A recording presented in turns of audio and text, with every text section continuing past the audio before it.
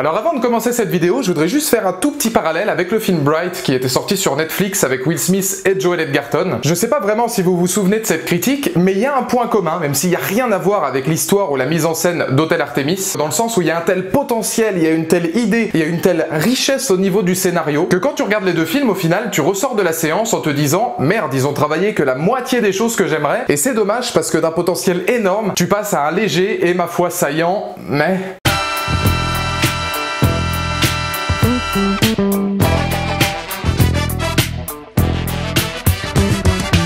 Bonjour à toutes et à tous, c'est Valou et bienvenue pour cette toute nouvelle vidéo, donc cette toute nouvelle critique consacrée à Hôtel Artemis, un film, je ne sais pas si vous le connaissiez, je ne sais pas si vous l'attendiez, de toute façon on était 3 dans la salle, un film que j'attendais pourtant moi avec impatience parce qu'on y retrouve un casting qui, à mes yeux, est 5 étoiles, Jodie Foster, Jeff Goldblum, Sofia Boutella qu'on avait pu retrouver dans La Momie, encore un chef-d'œuvre, mais aussi Zachary Quinto que j'avais pas vu depuis très longtemps, ça m'a fait vachement plaisir de le retrouver, et même l'animal Dave Bautista, et c'est donc un film que j'attendais sans trop en savoir sur le scénario, et c'est ce genre de film où pendant les 30 premières minutes je me suis dit putain quelle richesse vraiment scénaristique parce qu'il y a énormément de choses qui sont intéressantes et peu à peu dans un film qui doit durer 1h30 peut-être même 1h25 si on retire le générique tombe finalement dans un effet Bright, dans un film d'action assez classique au dialogue très bateau et qui finalement est très loin du potentiel qu'on pouvait imaginer. Parce que l'histoire vaut quand même le détour, on est à Los Angeles en 2028 et on nous propose un monde ou en tout cas une ville de Los Angeles qui est complètement tombée dans le chaos, où il y a des émeutes de façon assez récurrente dans l'ensemble de la ville, où le gouvernement a interdit l'eau potable, a coupé l'eau potable aux gens, il y a même des couvre-feux qui ont été instaurés, et dans ce chaos ambiant, dans toutes ces émeutes, il y a un hôtel, ou plutôt un hôpital, l'Hôtel Artemis, qui est donc dirigé par Jodie Foster, qui est un refuge pour tous les criminels qui souhaitent justement passer à autre chose, s'évader ou juste se faire soigner. Et à partir de là, évidemment, on se rend compte qu'il y a deux gros axes scénaristiques qui sont les émeutes, le Los Angeles plongé dans le chaos et l'Hôtel Artemis. Et le problème, c'est que tout le premier axe, qui est pour moi le plus intéressant, qui est pour moi celui où il y avait le plus de potentiel, n'est finalement là que pour amener 3 protagonistes, 3 gangsters dans l'Hôtel Artemis. Ce sont 3 personnages qui dans la scène d'ouverture, dans un braquage, vont se retrouver blessés par balle et vont arriver pour se faire soigner dans l'Hôtel Artemis. Et à partir du moment où on est dans l'Artemis, il n'y a plus aucun impact avec tout ce qui se passe à l'extérieur, qui est pourtant le plus intéressant. Et c'est véritablement frustrant puisque tu veux en apprendre beaucoup plus. On apprend qu'il y a des couvre-feux, on apprend finalement que le gouvernement est véreux, on apprend même que le Wolf King, donc le personnage de Jeff Goldblum, contrôle l'ensemble de Los Angeles. Il y avait un potentiel énorme sur ces émeutes, sur ce Los Angeles 2028, d'esthétique très futuriste, notamment dans l'Hôtel Artemis, notamment dans la façon de soigner les protagonistes. Il y a énormément de choses très intéressantes sur cette ville futuriste qui est tombée dans le chaos. On en sait un tout petit peu par certains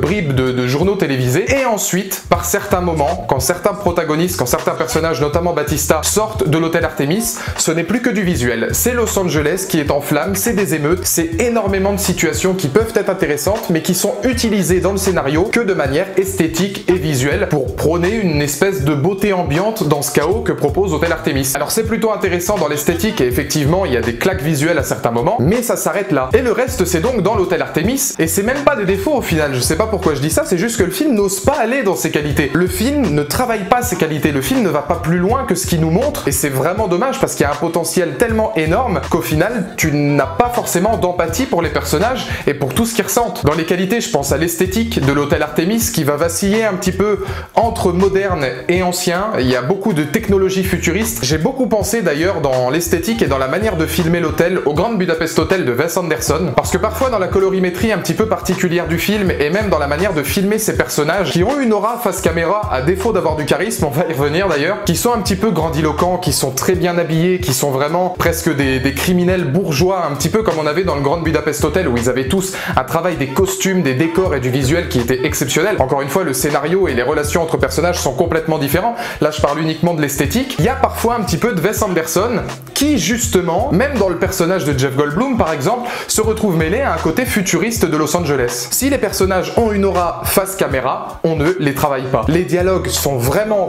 Je sais pas si le but c'était de dépasser le nombre de mots fuck ou le nombre de mots putain qu'il y avait dans le Loup Wall Street avec Leonardo DiCaprio. Ça ne rend pas pareil du tout. C'est pas utilisé de la même manière. Mais en tout cas, il y a énormément de dialogues qui pour moi sont bateaux. Les relations entre personnages et tout leur background sont expliqués de manière si rapide que tu ne t'assimiles à aucune. Et pourtant, il y en a. C'est aussi pour ça que je dis qu'il y a des idées, et c'est pour ça qu'Hôtel Artemis, finalement, c'est un film frustrant. C'est pas du tout un mauvais film, c'est un film terriblement frustrant, tellement il pouvait être bon, avec énormément d'axes scénaristiques. Ils se sont tous déjà plus ou moins rencontrés, ça a un petit peu un effet collision, sauf que le problème, c'est que là, c'est pas travaillé du tout. Et du fait, tu ne peux pas t'assimiler aux personnages, tu n'as pas d'empathie pour les personnages, tu ne crois pas spécialement aux personnages, excepté peut-être celui de Jodie Foster qui, elle, est travaillée la plupart du temps. On arrive assez facilement, je trouve, à rentrer dans son passif, dans ses peurs, dans ses phobies. C'est notamment dû à une histoire avec Jeff Goldblum, donc le Wolf King. Et chose assez intéressante, elle a un lien atypique avec la musique, puisque c'est elle qui amène une grande partie de la BO du film, donc de manière diégétique, puisqu'elle a un Walkman qu'elle écoute pour se sortir un petit peu de ses peurs extérieures. Elle l'écoute aussi pour se sortir du danger, puisque ça fait plus de 20 ans, je crois, qu'elle a pas mis les pieds dehors. Et l'un des morceaux qui m'a marqué, c'est City of Angels. Alors c'est tout à la fin du film, et quand tu sais que justement l'action se déroule à Los Angeles, il y a tout un message vis-à-vis de ce morceau sur ce qu'était Los Angeles avant, sur ce qu'il est devenu aujourd'hui, et ça c'était plutôt intéressant. Et le jeu de Jodie Foster, pour le coup, est vraiment impeccable. Elle porte la caméra, et sa relation avec Dave Bautista. Et c'est ce qui est finalement surprenant, c'est que l'un des protagonistes que j'ai préféré,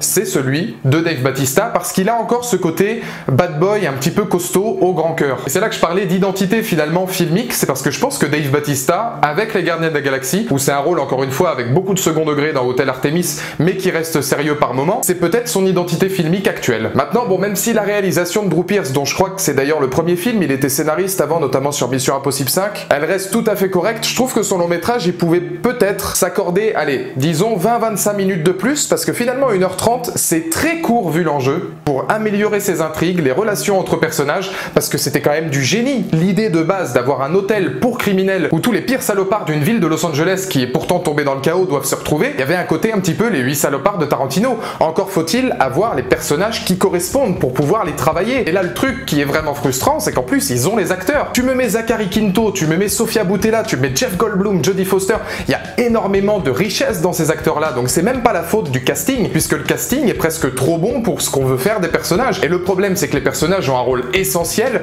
quand tu essaies d'instaurer un huis clos qui va se dérouler quasiment autour d'eux, et dont le scénario se déroule quasiment autour d'eux, puisqu'encore une fois, s'il y a énormément d'axes scénaristiques qui vont toucher les personnages, on ne connaît pas leur passif, on ne connaît pas leurs ambitions, on sait pas vraiment ce qu'ils veulent faire, et c'est frustrant. Donc encore une fois, c'est dommage, parce que toute l'anxiété qui peut être par exemple travaillée sur le personnage de Jodie Foster, sur l'idée d'aller à l'extérieur, sur toutes ces émeutes, sur tout ce qui peut faire de Los Angeles une ville terrible, ce n'est pas travaillé. On avait pourtant un travail esthétique avec toutes les chambres de l'hôtel Artemis qui ont des peintures différentes, ces peintures-là qui vont représenter un endroit dans le monde qui est plutôt sécurisé et qui est plutôt, voilà, l'Eldorado de tous les criminels qui veulent y aller, qui reprennent d'ailleurs leurs noms. Ils sont tous décrits avec les noms des chambres dans lesquelles ils évoluent. Encore une fois, Hôtel Artemis, à mes yeux, n'est pas du tout un mauvais film. J'ai du mal à vous dire que c'est un bon film, ça vaut le coup de le regarder quand même, mais c'est beaucoup trop court et c'est beaucoup trop peu travaillé étant donné les richesses qu'il y avait. C'est vraiment le syndrome Bright. Donc dans les commentaires ci-dessous, n'hésitez pas à me donner votre point de vue. D'ici là, on se retrouve pour une toute nouvelle vidéo. Allez le voir quand même parce que ça vaut le coup, je suis frustré.